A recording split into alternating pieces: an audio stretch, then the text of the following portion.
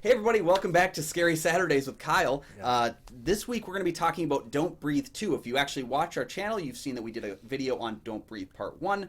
And I finally got a chance to see the sequel now that I missed in theaters. Yeah. So the film covers several years after the events of the original film. The blind man has gone into hiding. He's taken an adoptive daughter, and he's kind of been teaching her to live kind of outside the city limits.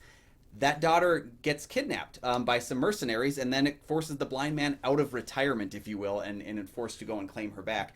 I love that. It's spot, a unique way, because I think going into the film, everybody knew that this was going to be a changing of the blind man from a villain to a hero, which is really hard if you've seen that first movie to try and convince us that the turkey baster rapist is a good person.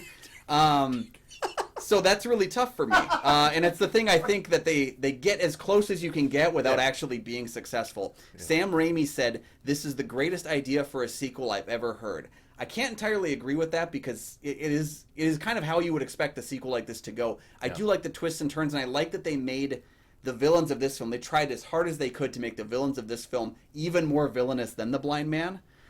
They also gave the blind man almost a faith-based character arc where he turns to faith. In the original film, he mentions that God doesn't exist, and in the second film, he mentions that God exists, but that he is cruel, he is ironic. He also has confession about his crimes. He tries to protect a child. So like they're really working hard to make this guy into a good person, and I don't think it's entirely successful because again, turkey baster rapist. It's really hard to get past that. It's almost like they inserted that to make him even more good. Yeah, it was almost a fault of the first film was that like we made him so villainous that if your plan was to do a second film, that was a tough call to do. Rodo Sayagas is the director of this film. This is his only film directed so far. He's Fede Alvarez's writing partner, so he's worked with Fede Alvarez on a number of films before. Alvarez decided to step away from this sequel to focus on a new project, which ended up being the new Alien film, and Rodo took over. You can see that there's that lack of tension. Rodo is more focused on getting the blind man out there to kick the hell out of some people and, destroy the bad guys, the fodder, if you will, because they don't get the kind of character build that they do in the first film. There's the moments of tension throughout the first film that I think Fede Alvarez is able to get where we know that Stephen Lang's character is blind. We know that he can't see, and yet he is so menacing. And we understand how he knows what's going on. We see things through his perspective. We don't get that as much in this film. The blind man kind of has superpowers a little bit, or at least I didn't get an understanding of how he knew certain things were taking place, which I feel is a rookie mistake. It's always that escalation for the second one. Exactly, right? Yeah. We miss out on the character of Rocky from the first film, who I think was the heart, because that first film, you'll know, had 3 people breaking into a house to steal money from an old veteran that they knew that he would be able to get his insurance money back, so it'd be like a victimless crime, if you will.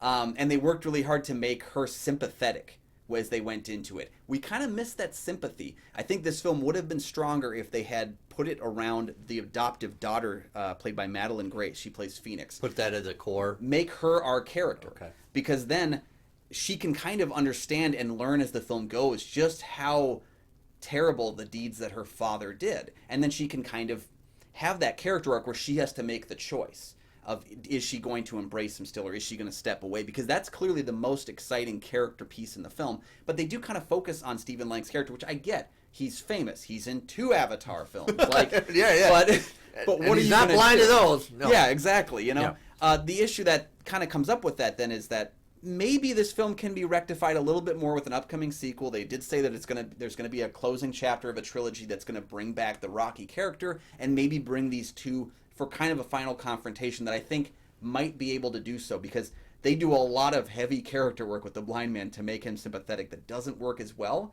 That being said, the movie's okay. It's entirely watchable. It's entirely entertaining while it's happening. It just has some of those missteps of like, you almost made the first film so good that the second film just can't reach those limits. I remember the second film as being constantly revealing layers and layers of just dreadful. Yeah. Yeah. It's a tough sell. Well, it really is. This one seems like it's almost like he's seeking atonement.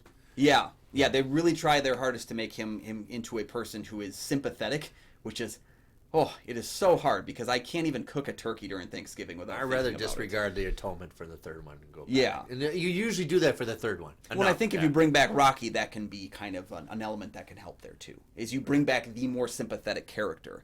and give us something to do with there, because there's definitely a tease at the end of the second film that maybe we're going to see a third one, which is already in development, so we know it's happening. Yeah, those are my thoughts on Don't Breathe 2, a film that I think is pretty watchable, but much like Psycho 2 that we talked about recently, just pales in comparison to the original. Thank you guys for joining us for this another episode of Scary Saturdays with Kyle. Next week, we are going to be covering a small film with a small character inside of a small basket. We're going to be talking about Frank Henenlotter's Basket Case. Cult Classics!